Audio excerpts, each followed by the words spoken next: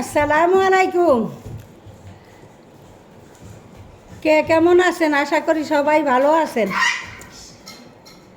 এই গরমে কি করা যায় চিন্তা করি কুল পাই না। তো চলুন দেখি আনারসের টক মিষ্টি ঝাল জুস তৈরি করি, সবাই মিলে খাই, দেখি গরম থেকে কিছু স্বস্তি পাওয়া যায় কি না। তো থাকেন সাথে, আমি আনারসগুলা কেটে নেই।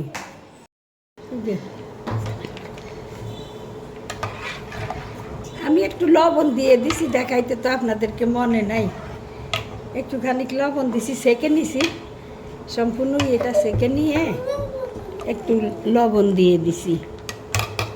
তো এবার একটু চিনি দিয়ে দেই। এবার আমি টেবিল চামচ 1 চামচের মতো চিনি দিলাম, বেশি চিনি দিলাম না, একটু চিনি দিলাম।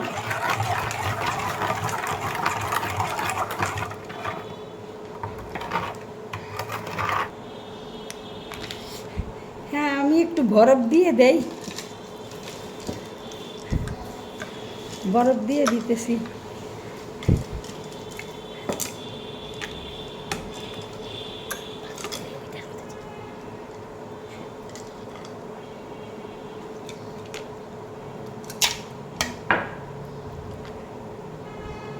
না,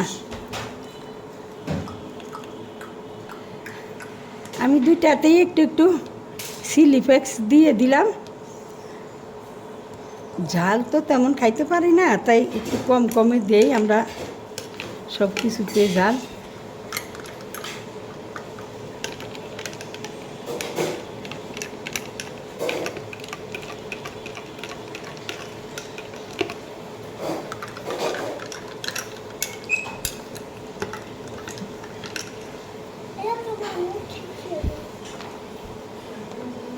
এই গরমের মধ্যে বন্ধুরা, এই গরমের স্বস্তির একটাই জায়গা আছে, শরবত। যে কোনো কিছুরই করেন, মাশাল্লাহ সেই হয়েছে। যে কোনো কিছুরই করেন, শরবতের কোনো তুলনা নাই, বিকল্প নাই।